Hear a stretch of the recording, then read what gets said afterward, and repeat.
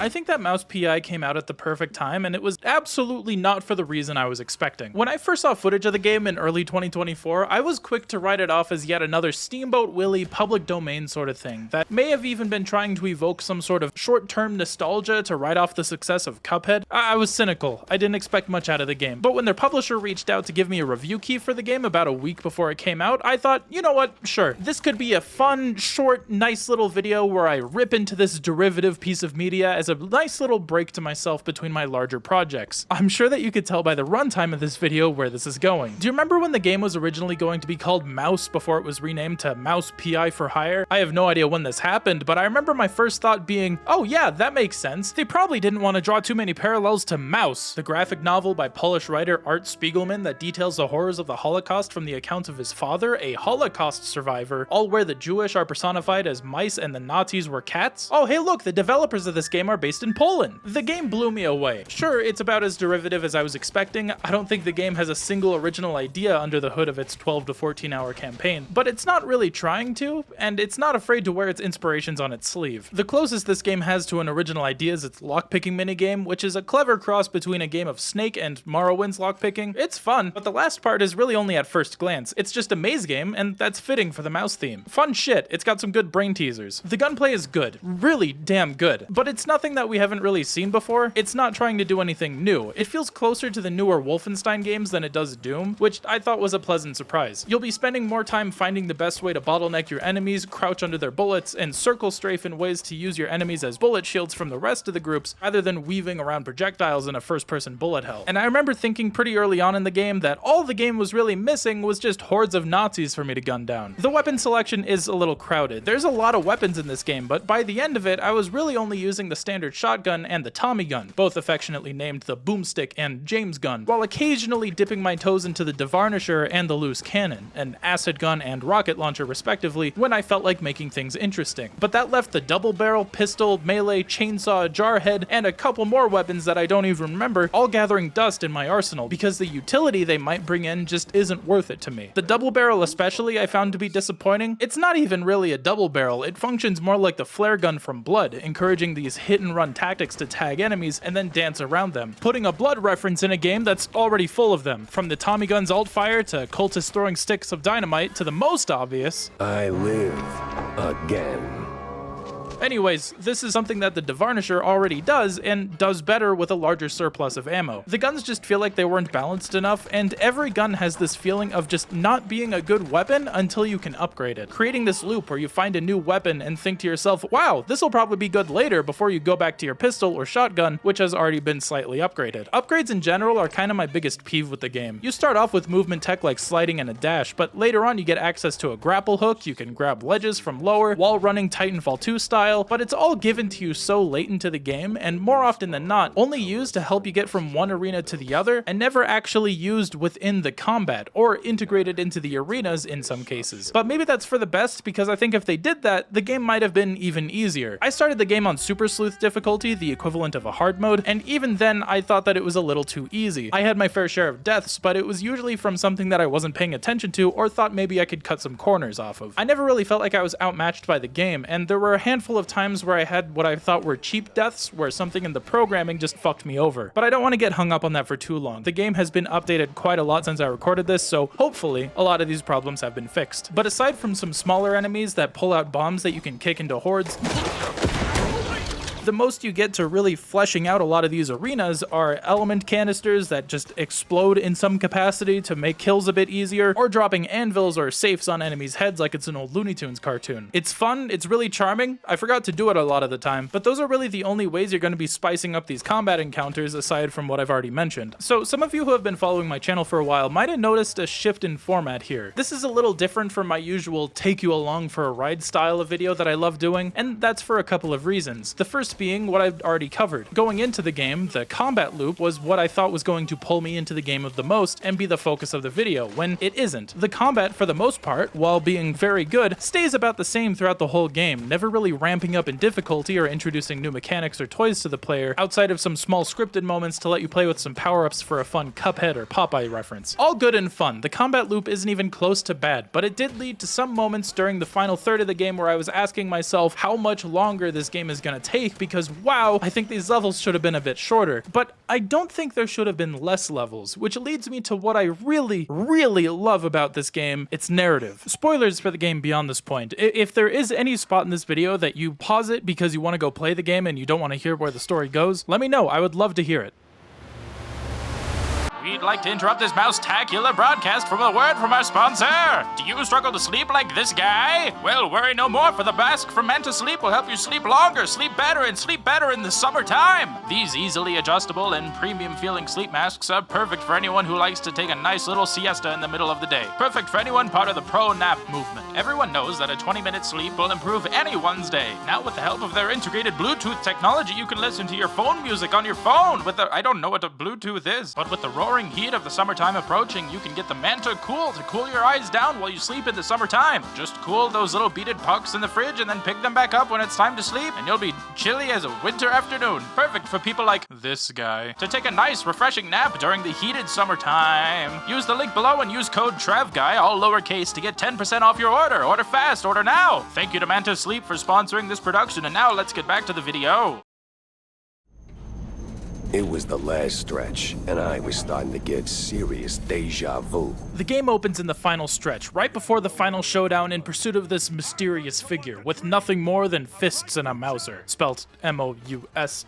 Yeah, you get it. Who is this guy? Why are we after him? Well, we don't know yet. We're just here to hook the player like one of those old noir films in media res style. Stop right there! The hell? He's way too far. I can hear you just fine, you meddling mouse. Really? With the engines and the wind? Don't care. That's cute. In the middle of the pursuit, our protagonist falls out of the airship, leaving the mystery of his fate up in the air as we jump back to present day. We play as Jack Pepper, private investigator. Wanda, an old friend from the Mouseburg Herald, calls Jack up with a routine lead. Jack usually gets a couple bucks, she gets her story, and the city's made a little bit safer. But like all good stories, today was a little different. Something within me, old instinct, baby, said turn back. Let this one go. The camera focuses on the poster of a great Bandal, Steve Bandal, a magician who up and disappeared in the middle of the show. Wanda gives Jack a press badge to sneak into the crime scene and take advantage of this poor sucker who's just as colorblind as he is genderblind. Goals, I guess. Looking great today, Miss Fuller.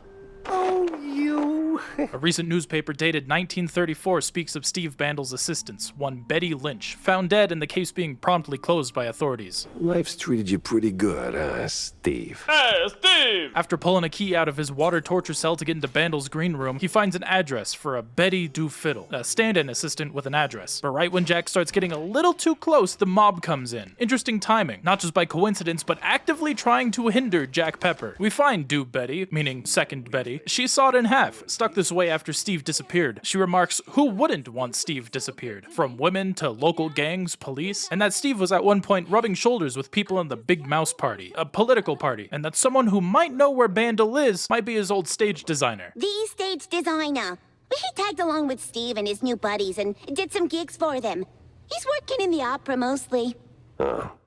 You could have started with that. Back at base, we're introduced to John Brown, a shrew who runs a local bar and has no problem giving free drinks to the less fortunate. A man giving back to his community, and I thought for sure that his name was just a coincidence to you-know-who. Then we meet Tammy Tumbler, a young mouse who grew up around those less fortunate types. The kind who was one bad choice away from becoming a cheese-legger herself. A bootlegger, but instead of selling fake alcohol, it's cheese. She'll be more important later on, but right now she wants Jack to take a picture of the opera auditorium. She's never been to an opera and has an interesting fascination with Hollywood and the celebrity lifestyle. And oh, she just can't wait to see what that auditorium will look like with all those flaming hot celebs. All right. One picture for my favorite engineer. Up in the opera house, the stage designer isn't here, but his shotgun sure is.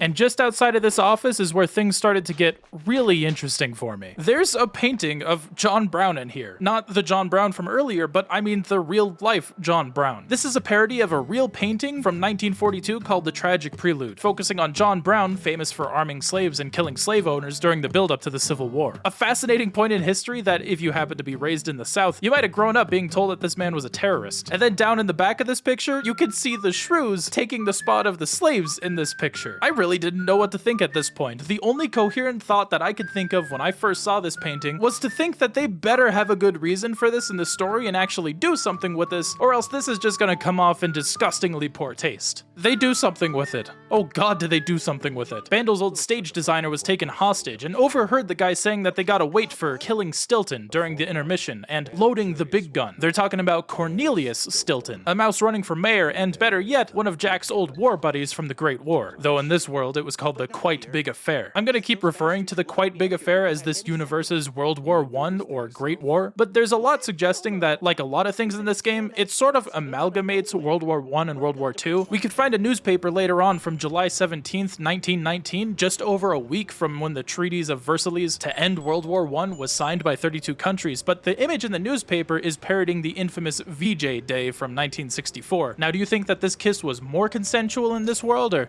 with the direction this game goes, probably not. It's even got its own fair share of 9/11 style truthers in there. The Quite Big Affair was all a hoax. No war, no nothing. Are you out of your goddamn mind? I was there, bozo. Got the purple spade and scars to prove it. I'll double-check my sources. Maybe triple-check. After learning the ancient art of double jumping from this old rat stuntman, Crack stuntman! by simply acting like you don't jump when you jump, Pepper stops the assassination and faces off against an opera singer surrounded by fire in a tiny arena that has these strange little collision quirks in there, but at least he finally gets that picture, a flaming hot opera auditorium, sans the celebs. Huh. It looks, What? Underwhelming? Boring? Out of place? Welcome to haute culture. Things don't look too hot for Pepper though, thinking that this might be the end for him before he's saved by the stage designer, where it's revealed that Jack Pepper had a nickname for himself during the Great War, the Trench Sweeper. You're the Jack Pepper? The trench sweeper? I'm touched, but let's not do the highlight reel now, okay? This is where we're formally told that Jack was a veteran of the Great War. Anyways, Bandal told this guy in a drunken stupor that he has an underground lab in his mansion, but doesn't know where that mansion could be. Cornelius, surviving his assassination attempt, shows up in the hub area, saying that the attempt on his life was great for politics, great for his polls. Jack fills him in on this case to find Bandal, and Corny knows exactly what mansion Jack is talking about. But when Jack makes it to the mansion, Where did those lunatics crawl out from? cultists. He's met with cultists that have seized the mansion. And of course, there's a giant octopus and a giant little fishbowl. Why wouldn't there be? What? We also find a creation of Bandal's, the Devarnisher. It's kind of clever. If you've ever used varnish before, you'll know that you'll put it over wood or sculptures or clay or ink to protect them from the elements. The Devarnisher would be stripping away that protection. It's like the cartoon mouse equivalent of spraying a human person with magical goo that melts their skin off, turning them into a pile of viscera. Surely there's nothing to foreshadow with this at all. But then deeper in Bandal's mansion, Jack runs into this. Now, what the absolute...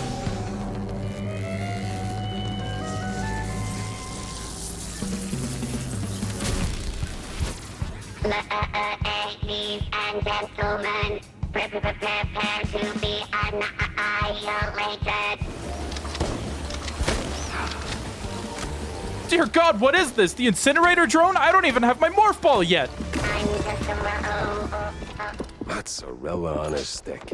This thing looked an awful lot like Steve's old stage girl. That is gross and freaky, and I don't like it. Of course Bandal had help from his own little Igor, spelt with younger R's like he was pulled out of Young Frankenstein, who's quick to call the lab nothing compared to some of the labs in the old world. Did I say younger R's? What does that even mean? He tells us that Bandal's grief over Betty was so severe that he took to creating robot replicas of his former assistant, then takes it a step further to say that Jack's mind will get fried someday, even more foreshadowing for later. Bandal's desire to resurrect his dear Betty, even if as a robot husk, is insatiable, and when a note suggests that one of his investments went under, it's not a reach to assume that his funding turned into, something like the mob, but the true source of his funding ended up being something much, much worse. It was funding for something related to the unknown, not an abstract thought that you don't know about, but it's something capitalized, a proper noun. The level culminates in a fight against a fully autonomous Robo-Betty, combining tricks from the previous two iterations, but with a new trick, sending bombs after Jack that he can use against her with good timing. And in this final room of the lab, a Coast Guard arrival card for Z's scientist signed for a Von Harzer. Back at base, Tammy has finished construction on her own little underground lab, and now can use these blueprint points that you've been collecting throughout the game to upgrade your weapons. After upgrading our gear, Tammy gives us a bit of exposition. Apparently, at some point in her youth, Pepper here threw Tammy's stepdad in jail, and both of them don't really know if it was the right thing to do in retrospect. But it sets up this dynamic for the two, where Pepper sees himself as almost like a stepdad to Tammy, and Tammy sees Pepper as the closest thing that she has to a dad. And just outside, a local paperboy is selling newspapers about that big mouse party that Bandal was rubbing elbows with, and yep, they're fucking Nazis. The game doesn't even try to hide that fact later on. This isn't a subtle metaphor, it's not like they just kind of look like Nazis. They believe that mice should be big and strong and have no patience for the little guys, and you know who those little guys are? The shrews. And look, I know what shrew rhymes with, and it's easy to draw that parallel with these guys, and there's definitely some there, but with the exposition and backstory that we get for the shrews in this game, their discrimination shares a lot more in common with how black Americans were discriminated against in the early 1900s. Integrated into American society as citizens, but still dealing with the social pressure of the Jim Crow era. If you know your American history, this will be made a lot more apparent later on. And wouldn't you know it, a lot of these shrews have been disappearing lately. Corny fills us in that the shrews have always been a pain in the side of the rich and powerful, and rumor has it the cops have been disappearing their smaller rodent neighbors. Not the first time, according to John. It's Shrew Thicket all over again, when the shrews finally carved out their own little slice of heaven for themselves, only for the powers that be to clip their wings. You know, thickets, like a big group of trees, meaning Shrew Thicket kinda sounds a little bit like Green Wood, where the Tulsa race massacre took place. Down in Clergy Row, Pepper runs into a fleeing shrew that just lays it all out, cold and simple. The cops are rounding us up for being shrews, and have been for years, and Pepper, well, Pepper just has a hard time believing it. He used to be a cop, he never saw cops rounding up shrews, and is in such deep denial that when the cops turned their guns to him, he doesn't even think they were cops, that they were just thugs playing dress up. He doesn't even seem to believe it until he sees that they've locked up their own fellow cops that don't want to go along with this scheme. Evidence points him down into the sewers, where the cops are trafficking the shrews. And also, here you go, your government-mandated Resident Evil 2 reference. I can make that point now. I've finally played and beaten my first RE games. 2 Remake and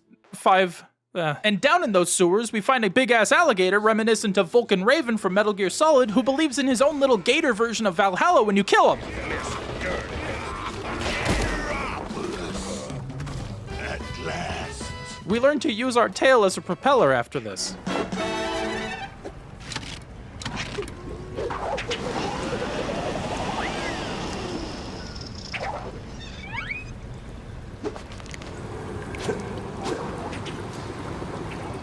Yay! Jack finds a cheeselegger foreman down here that spills the beans that the cheeseleggers have been helping the cops traffic the shrews, but beyond that, who knows? Pepper's hit a wall at this point, which means that this is just the right time in the story to throw in a new femme fatale. I mean, did you really trust Vivian McCarthy as soon as you saw her? No, of course not. Actress, celebrity, and friend of Betty Lynch, dangling the biggest story of Jack's life right above his face. And that Betty didn't die in an accident, she was murdered, and sends Jack down to Tinsel Avenue to investigate. Hollywood, it's basically Hollywood, where right away, Jack runs into a truck full of blue cheese, which I'm pretty sure is the good hard shit down in Mouseburg. I can make that blue just as good as you. Isn't that true? Betty was meeting with someone, some real fancy type, says the pyrotechnist. Milford Soyer, a big Mouse Party mayoral candidate that looks a little bit too much like Walt Disney. He took Betty down to the docks at one point, even writing on the back of the paper that it was so cool to see this one submarine break the surface. This wasn't a coincidence. Betty wanted to climb the ranks, and for her to meet Soyer, a lower step on that ladder was one Miles Curd. But right now, his biggest lead is the docks. It's where Bandal's mad scientist passed through, and it can't be a coincidence that Soyer took Betty there right before she died. But the cops were just one step ahead, ambushing Pepper by the docks and leading Pepper to give chase to a corrupt cop in my favorite boss fight of the game, where you use this game's rocket launcher, a cannonball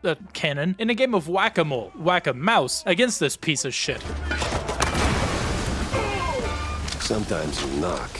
Sometimes you knock it down. This bozo says that the cops have been meeting some weird science-y types with strong accents, heavy on the Z's, and even has a name for their leader, the Professor, who's meeting with the Cap'n for their shipment of livestock, in quotes, moving over 100 shrews per shipment. And Cap'n is captain of the goddamn police force. Yep, this shit goes all the way to the crusty, festering top. Also, Cornelius requested we get him some of his cheese sticks that smell a little odd and have this odd herbal mix. I just need something to calm my nerves from time to time. It helps me with my speeches. It's weed. They're weed. This is the part of the video where normally I'd like to light one up in celebration with him, but I quit the green. It made me lazy, not want to get anything done. Maybe Good Mother Guy ended up being right about a couple of things. But it does throw some nuance into the mix. Corny ain't a saint, and not everyone who partakes is a bad person, no matter the taboo. This world may be black and white, but the issues sure aren't. The place could use, as the forefathers would say, a touch of gentrification. All right, Corny, don't push it, man. Let's not go there. Gotta whip up a new retro kablama. This spiky crap breaks like it's on a schedule. Jack confronts Curd at the opera house, watching his workers instead of actually being the one to do the work himself, and he lets it slip that the big mouse party has its fingers in the cops when he calls the MPD investigators our investigators. Our. What was that? He paints Betty as a sleaze, as if that justifies why it doesn't matter that she disappeared, before he pushes Jack out of the opera house altogether, threatening him with a lawsuit. So Jack sets out to snoop around Curd's home, leaving Vivian to poke around locally for a little bit. But on the way down to that weirdo's mansion, he walks into a scheme for the cops to cover up some loose ends. Well, the boss said so, so we do it. These cheese-leggers have outlived their Usefulness? Yep. So we plant a few bombs, watch the canisters go boom like sky high, then we're out of here. God damn it.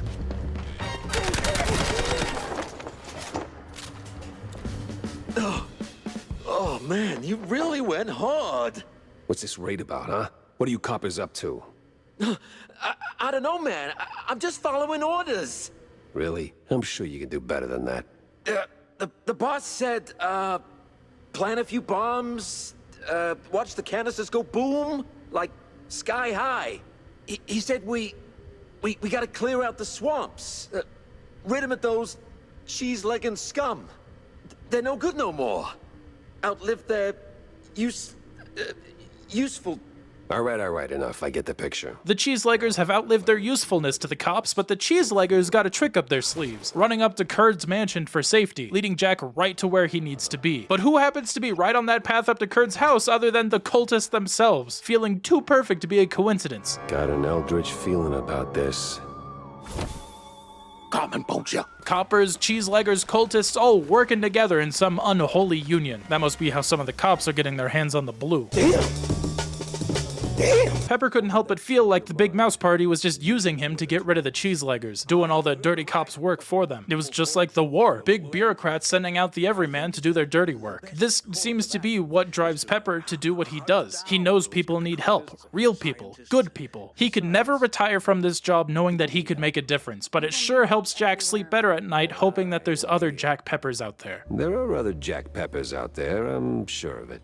Lords forbid. But Jack's got some learning to do himself, showing little sympathy for the downtrodden mice out of options. It's not till Tammy tells him that one day, should the system ever kick him in the spine hard enough, he'll finally get it. With the help of an old magical shrew, Pepper makes it to the Curd's mansion, but not before being stopped by the groundskeeper, and wowee, that is a big mouse! And you know how we beat this guy? By finding the 3 ghosts of his dead ex-wives, convincing them to all take revenge on the guy so that we can get through. Sounds a little extreme, but once you find out that he threw his second ex-wife down a well all tied up, I suddenly don't feel all that bad about it. Thrown down the well?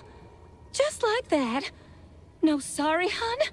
No nothing. Also, the third wife takes a little bit of convincing. She thinks that you're him, and so you gotta help her see the light by flashing her with a stick of 1,000 lumens, which always does the trick.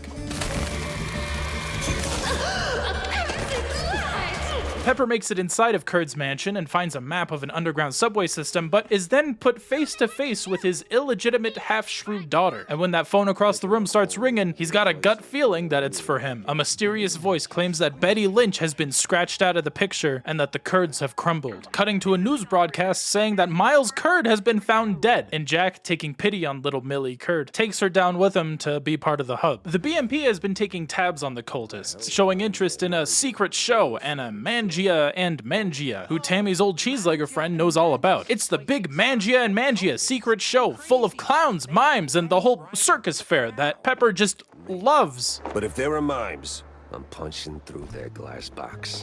So to buy some time and help Pepper build up some courage to face his fears, we go down into the sewers. Cages and gizmos line the sewers down here. And wouldn't you know it, the sewers hold a secret entrance to an underground city for shrews, like their own little mole people society. New Thicket. Their own new little slice of paradise. The word on the street is that something's up with their plumbing, and wouldn't you know it, it's all because of the cops. There's also a secret room in here that if you enter 1920 onto this board, you find a replica of your own office completely complete with some of your existing clues, but there's nothing to do in here. It might be tied to a quest that I didn't complete, or maybe it's just broken at the time of recording. And I can't believe that I forgot to try typing 0451 into it. I didn't know this when I was recording my playthrough, but there's a bunch of 4-digit codes that you can find around the level that all do different things when you enter them into this room. Maybe 1920 is supposed to be implied when Pepper started his own PI business? I don't know. Deeper into New Thicket, we find Bandal's old magician's cape here, which is a little suspicious. So Jack fixes the shrews water supply and then finally musters up the courage to go check out the Mangia and Mangia. Mamma mia, I'm never gonna financially recover from this. Having a Tiger King quote come out of an animal trainer is definitely a choice. So it turns out Francesco killed Curd. Francesco the elephant. An elephant with a cheese problem. Slurps that stuff down like it's water. He fell from a trapeze wire, crushed the poor guy. But he's done this routine since he was a baby. So why, oh why, could he have even messed this up? Was it nerves? Could it have been the cheese? It was his regular dose of cheese, but this cheese was different. Hints of fish and perfume. His cheese was spiked. Still a mess. You'd have to be like fast as the wind, you know? Run on walls. Can you do that? Yeah, I don't think I can. Or even want to. Don't let your dreams be dreams, man. Just do it. Please? That is fucking disgusting. I hate that. Also, was that a Shia LaBeouf Just Do It reference coming from that clown? And then Jack Pepper opens fire on the crowd! So Jack makes it to a secret meeting in the bowels of Mangia and Mangia, where he runs into one of these German scientists surrounded by shrews in cages, just like the ones he saw in the sewer. But that's a bunch of mice that the BMP just can't risk squeaking. I dare you. Say "und" one more time and... Yep, I could have seen that coming. So this hitman shows up, and you might be thinking, oh, okay, he's probably the guy that killed Curd, right? But before you could get any information out of him, he just disappears. He says that he's paid hourly, so he just leaves in the middle of his fight, saying he has to meet with his bookkeeper, but found in the remains of that German scientist a key card. In return for saving their lives, the rescued shrews give Jack a ticket, not to a show, but to a boat. One of them fancy boats for them stuck-up rich types. It wasn't actually theirs, they nabbed it off of one of the cops. Not like it really matters. Mob bookkeeper and a cowboy obsession, huh? I know just the kind of saloon he'd crawl into. Get rid of the shrews! Other parties sell a false bill of Goudas! Oh, no. Not here. Not in a million years. Yeah, get out of here, Phil Shirt. Beautiful. 10 out of 10. No notes. Godspeed, Jack. No, I'll cruise in at about 2 knots. Excuse me? To what? So Jack goes after the assassin's bookkeeper, who makes a run for it the second he's pushed on it. Somehow I always end up talking to the guy running away instead of running into the guy ready to talk. Where did he go? That way? Thanks, kid. And nice threads.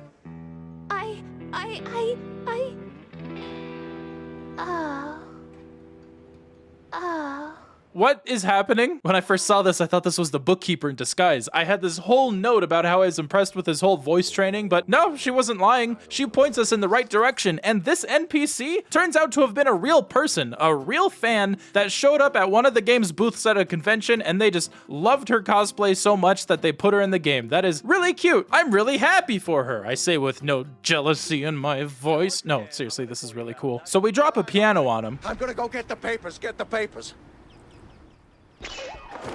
Oof. Guess that's one way to face the music. The bookkeeper was going to make a drop for the guy down by the runaway train set on stage where, of course, he finds an invoice for one dead actress delivered by Mousetrap Incorporated, the company running some of these Hollywood-style productions all around here. So even Hollywood was in on the assassination of Betty, and Vivian is a little too surprised that Curd had nothing to do with Betty's death. Turns out it wasn't Curd after all. What? Oh. Damn. Such a shame he died. Because, as it turns out, she had Curd killed. She spiked Dumbo with some pungent blue cheese to avenge her friend, but ended up killing the wrong guy, and if you think my delivery on that information feels a little anticlimactic, that's about how I felt about this information. But it does lead to one of the most memorable missions in the game for me. For better, but a little bit of the worst. Because what is that? Is that color? Reggie, you moron! Pepper's here!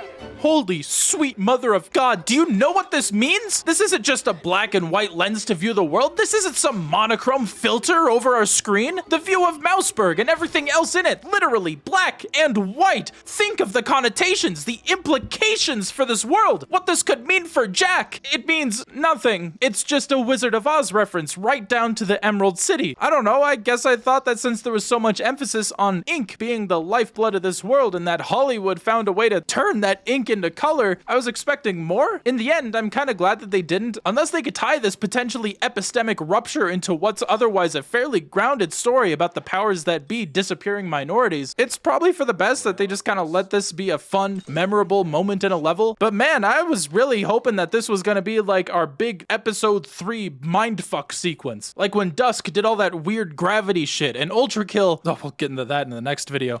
Hey, it's my office. Wait, am I that cliche? So how come he reacted to this one but not the duplicated office in New Thicket? After this, Pepper battles through some old film cliches. A courtroom drama, a monster lady that's supposed to be the Beast from Beauty and the Beast, who also has the same voice modulation as the person on the phone back at Curd's mansion, but I think that's a coincidence. Betty Lynch is scratched off the picture. Before finally leading us to the fight with Reginald Shingler. A simple boss, but he is the boss that I think of when I think of boss fights in Mouse P.I. He'll dig around the map like he's Bugs Bunny to get an angle to snipe you from, but if you're quick enough, you can interrupt him. Until you hit about the 1/4 mark on his health where he goes, "Hey, Sleuthy, if we keep shooting at each other like this, we'll just be here for hours." Opting instead to wrap up this fight with a Metal Gear Solid style fist fight to the death while the circle of fire around him slowly engulfs him. I say engulfs him because his AI didn't really know that the fire hurts. Oh, woe is me. The rest is silence. Well, shut the hell up then. It's not my favorite boss fight to play, but it's definitely up there with my favorite boss fight just in terms of wow factor. Rule of cool, you know? So Vivian gets away. Slipped right out, that minx. And now she's littering too? Okay, all right, yeah, that was pretty good. I'm trying to do an ahem. I'm trying to do an ahem noise, but every time I do it, I hiccup. I can't do it. I have tears coming out of my ass.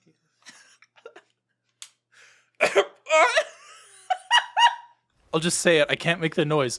Ahem. Vivian gets away, but isn't afraid to put Jack back on track, ending her taunting little letter with a P.S. BPM, that's a video game. BMP killed Betty, which I think symbolizes my problems with what could have been my favorite level in the game. I think that if I wasn't so invested in the story, I'd say that this was my favorite level in the game. It was a lot of fun, and it had some really creative uses of some licensed music. But it's the only level in the game that, in retrospect, I feel almost felt like a side quest in the grand scheme of things. Every level up to this point, and even later on, all have some narrative purpose. It may not feel like it in the moment, but this one kinda doesn't. Jack just gets distracted by trying to turn Vivian in, all for it to end with Vivian running away and then telling Jack, "Hey, focus, BPM killed Betty, BMP, crap." It all feels like a tease for that story expansion that they promised is gonna be coming out later this year. And hey, maybe if that is the case and that story expansion comes out and it ends up being good, maybe I'll be able to look back on this level a bit more fondly. Like, hey, if this whole level ends up being a tease for that expansion where they do some more stuff with the colored ink and all that would be pretty cool. But until then, I have no idea. McCarthy? Ugh! You don't mean that hot-headed starlet who torpedoed her own career by spiking the director's fondue with blue cheese to make it more amicable? Well, I didn't know that. I guess she has a history with this, huh? And that's just the last we see of Vivian, a murderer on the run who put an innocent, albeit corrupt politician in the ground. Well, I don't think anyone from the BMP is innocent, but, you know, she tried to take justice into her own hands and she got the wrong person killed. At least Jack has the excuse of self-defense for the dozens and dozens and dozens of mice he's put down. Then Jack is stopped by a police barricade that sends him down to a haunted house by the swamp until he comes across a sign with that very same symbol that he found on that keycard. The Nut House, a mental asylum that's been locked down for nearly 20 years since some undisclosed incident. Word is that this whole Nut House branding is a scheme. It's a front for some bigwigs to rub elbows and party.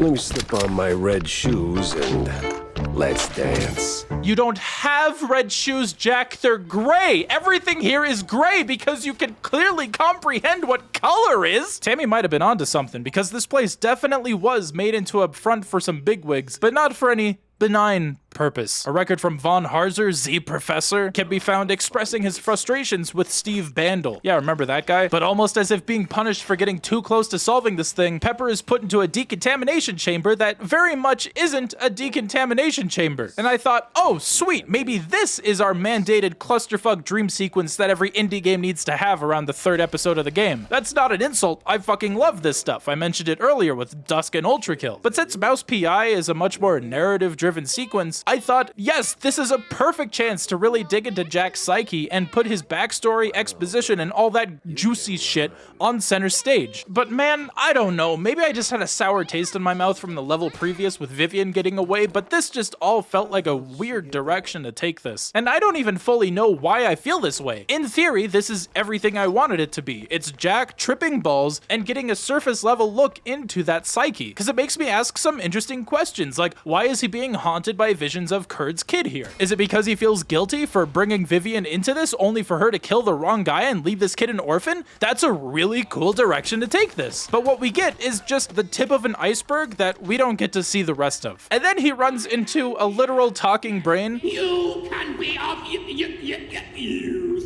Best thing. Wait a minute. Corny?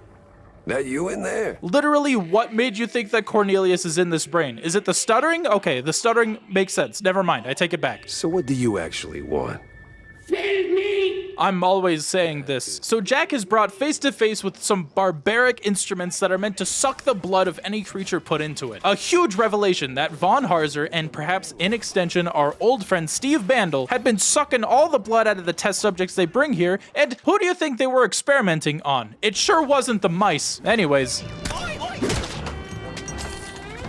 I'd be more upset about Pepper doing this if it wasn't so damn fun. This turns the talking brain British and then turns itself into a gun. Oh, great.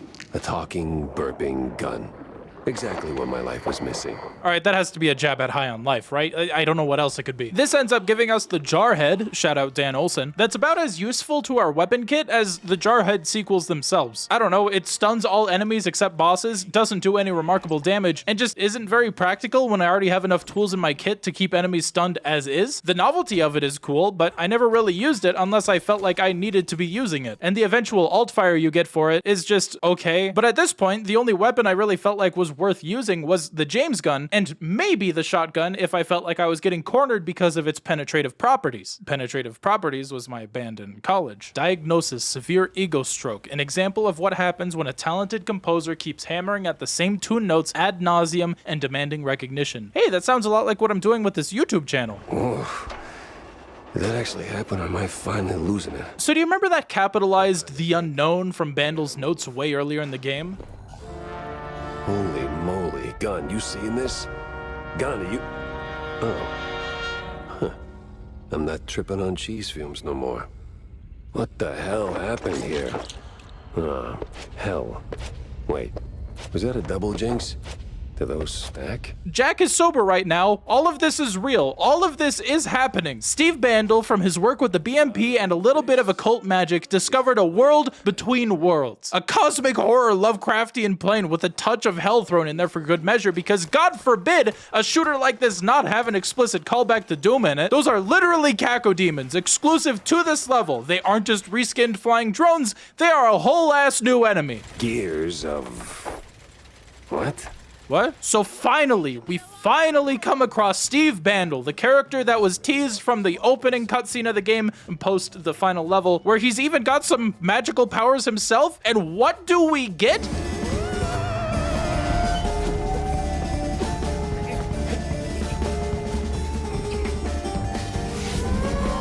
A goddamn Mario Party minigame. No fighting, no weapons. It's just a glorified game of mushroom mix-up. This goes on for almost 4 minutes before Steve finally gets his Bandals back in order and actually just talks to us. Hey, Jack. Oh, no, don't you hey Jack me. The hoops I had to jump through just to get to you. To hell and back, right?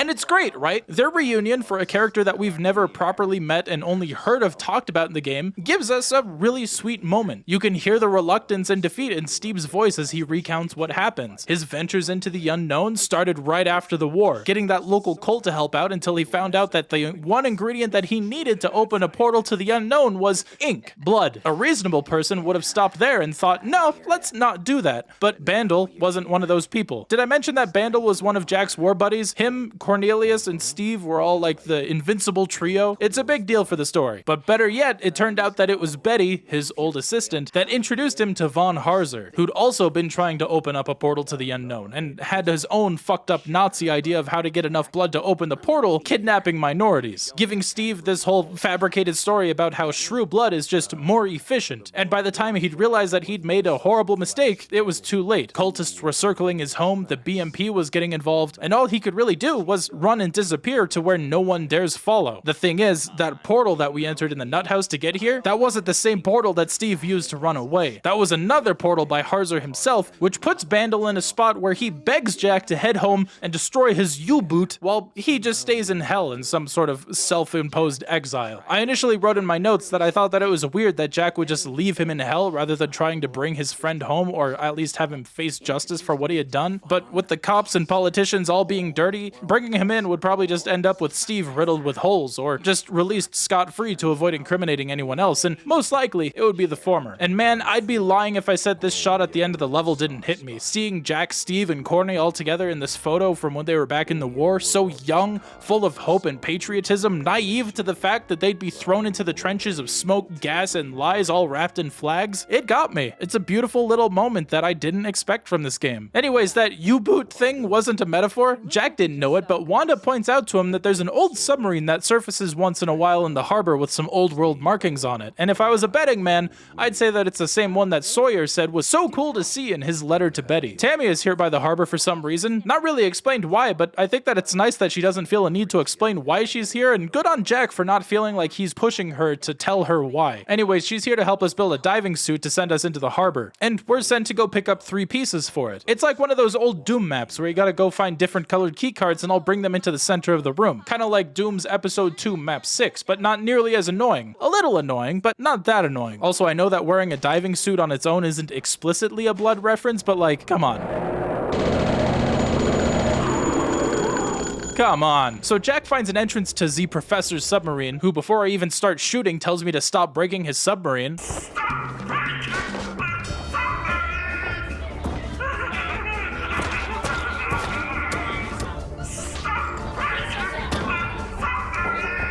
Oh my god, shut the hell up!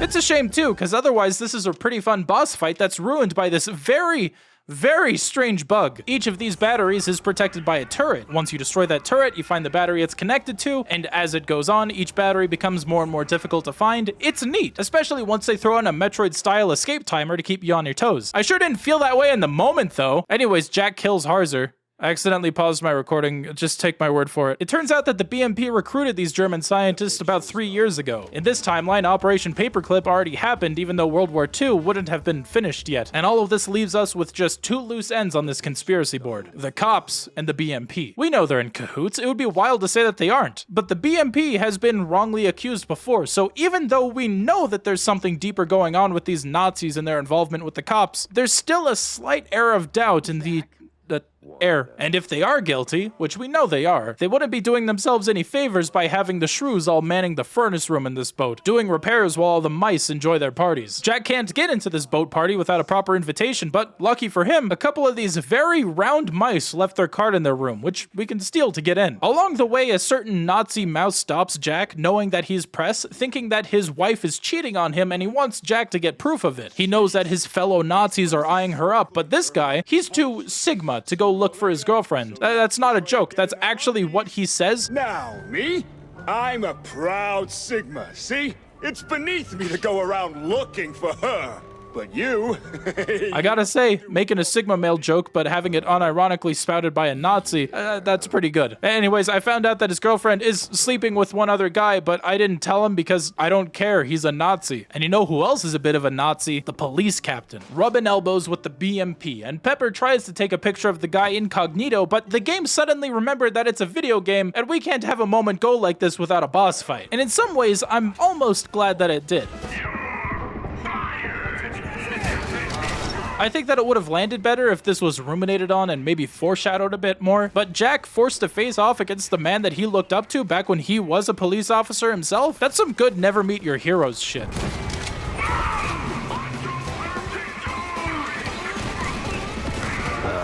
plane. Yeah, this is gonna be awkward. That's for the shrews, assface. Sims, a shining star of the Force, turned out to be the mastermind behind the crooked cops and the shrew kidnappings. He didn't just bite off more than he could chew. He crossed a mouse that once believed in him. The shrews can finally sleep well at night, the masterminds have been taken down, the mad scientists are dealt with, no more raids, no more kidnappings, but John knows that this kind of thing doesn't just end overnight. It's not the finish line, but it's a damn good step. What do you mean there's still 90 minutes of game left? After a day like that, night had to come in swinging. And boy did it. Armed with half-full glasses of John's finest fondue, a pillow, and some overdue shut-eye. I was out cold, feverish. The cases, smoke and mirrors mostly, just... some of it burned too hot and way too vivid. Was it all just a dream? A cheese party aftermath, or... I woke up just when the smoke got real, and sure enough, there was fire. The real kind. The kind that consumes everything. This is it. Jack played with fire and he was about to get burned. Everyone from the cops, the mob, the BMP all want Pepper dead and they took it to his home turf. And I know what you might be thinking, where's Tammy? Tammy got away. She got away off screen. It's okay. But everything that we needed for Soyer and his connections to Z Professor and the murder of Betty Lynch, all gone. But at least we get to give John Brown a piggyback ride. That's what you always do. But oh no, we're flanked by the hitman from before, who's got something to finish. And then we beat him and... I'm not even gonna dignify you with a one-liner. Yeah, Jack reunites with Wanda to set up a new hideout, and just when all seems lost, our old buddy Steve Bandal comes back to Deus Ex Machina our way out of this funk, telling us from the unknown that the sucker kept audio recordings of his shadiest dealings somewhere in his mansion. And damn it, that's the best shot that Jack's got at taking the BMP down. Steve screwed up bad. People got hurt. But still, even screw-ups deserve a mulligan. Alright, Jack, I like the message, I like where it's coming from, but maybe you shouldn't have this line come out of a character who's got a body count comparable to Frank Castle. Jack finds Bandal's tape on Milford Soyer after finding this ice gun that takes ammunition like a baby bottle. It's really weird. And then finally makes his way down to an area that seems a little familiar if you remember the beginning of the game. Big, ominous. Foreshadowy even. Oh boy, it's all coming together! So Jack and Wanda go incognito to get the evidence to Wanda's editor-in-chief, who also turns out to be compromised, doing cheese shots off of a Nazi's belly. And Jack is finally put into that position that Tammy warned him about. He's out of options, and now he's gotta kick the system back, pulling an Orion Pax to broadcast this whole tape across the airwaves. So I tell him, get rid of the shrews. Don't care how. I want a clean red line of free housing. Drop Stelton and grab that frickin' magician's fortune. I don't care how. Dump upon the loonies on it if you have to. Just do something. Oh, deal with the magician's inheritance while you're at it. Wow. Quite the dump to unload. All in one breath. Hey, why waste words, right? Not like anyone's recording. Even those old world eggheads don't have that kind of tact. Running away. What a surprise. Hold up. Why Stilton? Curd kept having night sweats about him, so I greenlit that excrement tornado at the Opera House. Nobody's stealing the mayor's seat from me, especially not a rat like Stilton. Jack finally catches up to Soyer, who tells him to back off because he's got a hostage of someone real close to his heart, which he is quick to assume is Tammy, the closest thing that he has to a daughter. This doesn't seem to stop him in any way and just makes him so mad that he whips out the can of spinach. I swear, I will rain fire and habanero chuck on you, you flat-elbowed buzzard.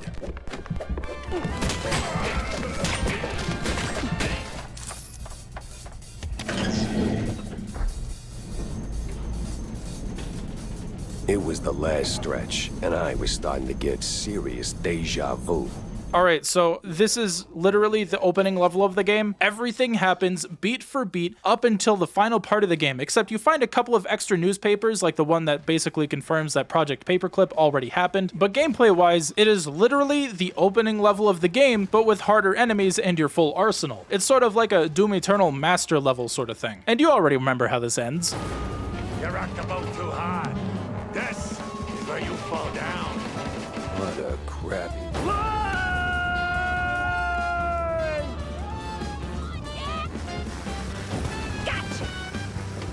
Tammy, ain't you a sight for sore eyes? Don't go counting your mics just yet. They're coming. Get off my tail. With pleasure. Yeah, it turns out that Tammy is okay. She wasn't the one who was captured, and now she's here to help Jack platform his way back to the blimp. Okay, Jack. This is where you get off. Thanks, Tammy. I gotta move. Sawyer's caught Tammy, and I need to... What do you want about it? Well, he's kidnapped you, Tammy, and... Yeah, he's got John, genius. We haven't heard from him since last night. Someone close to my heart. Those absolute... Jack, go after them. All right, I'm going. Sheesh. Oh my god, he's got John! Jack finally confronts Soyer, who puts on his best Mussolini before giving us a really weird boss fight. You gotta take out these turrets, kind of like in the Submarine boss fight, but they're not connected to a battery, they're just obstacles, and then after you're done with that, you just dodge some lasers for a while, occasionally using your grappling hook. But listening to the news report of the BMP's decline while pulling all of the classic right-wing defenses like, oh, Jack is against free speech, and then calling the reporting on his corruption fake news. Look closely! The criminal detective is fighting free speech! Ah, look at you getting nervous. You're just a scared little crook. BNP is corrupt? I am so shocked. Lies! It's all lies! Fake news! That's just the cherry on top, but it turns out that this is more of an appetizer before the main course, where Jack breaks out a hot pepper that gives him infinite ammo to face off against Soyer and his meaty goons. Time to end this nightmare rally!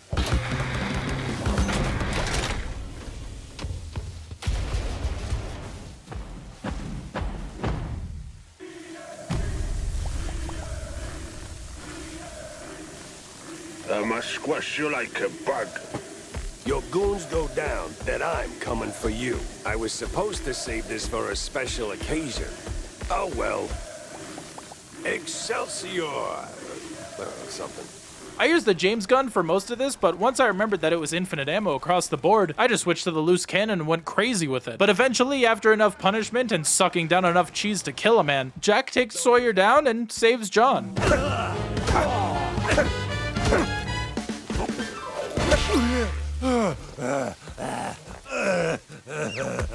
The crooks are down, the little guys are finally back up. Jack takes Soyer in to see justice, hopefully, for his crimes. And though there's still some cheese strings left to pull on, the little guys can finally, really this time, rest just a little longer. Yeah, it ends kind of suddenly, but that final boss fight with the infinite ammo hot pepper and just going crazy with the loose cannon and then giving Soyer a good old walloping, that felt good. It felt satisfying. I think it's a little odd that someone like Soyer gets to live at the end of this game, considering how many people Jack has put down, but I don't know. Maybe if they do something with this, have Soyer see justice for what he's done and put him behind bars for the rest of his life, I'd be okay with that. I really resonated with the story of Mouse P.I. And the soundtrack, oh my god, the soundtrack is fantastic. It's been stuck in my head since I got the game. And it only pisses me off that the official soundtrack released alongside the game is just missing so many of the songs from the game itself. It was a game that I thought for sure was going to be nothing more than a trend chaser. And it just meant so much to me as someone who had no idea what to expect going into this game, that it ended up not only tackling some heavy themes, but also taking an explicit stance on where it's taking that story. This was a story that was clearly made with a lot of passion and understanding of the nuances that it was trying to tackle. There's some arguments in the game between Tammy and Jack about fighting in these wars and how they're both on the side of war is bad, but they don't fully agree on what to do with that information, and that's a good thing to have. I don't know, I think that in the end, when a lot of people, like myself, I am projecting here, didn't grow up consuming a lot of older media and now are getting a lot of these messages from games in newer media, it's hard for me to think that this is anything but a bad thing. To see a lot of the themes explained in this game done in such a genuine way can only be a net positive. And even if that conversation turns into, yeah, but these older properties did this story a lot better, that these older things got this story across even better than this, I think that's a good thing, don't you? Being a gateway into more thought-provoking media? I don't know. Thank you for watching. I had a good one. I know this one was just more of a recap of my enjoyment of this game and the parts of the game that I liked the most. I meant for this to be a much smaller video in between my Ultra Kill videos. Fraud is going to be up next. I'll see you there soon.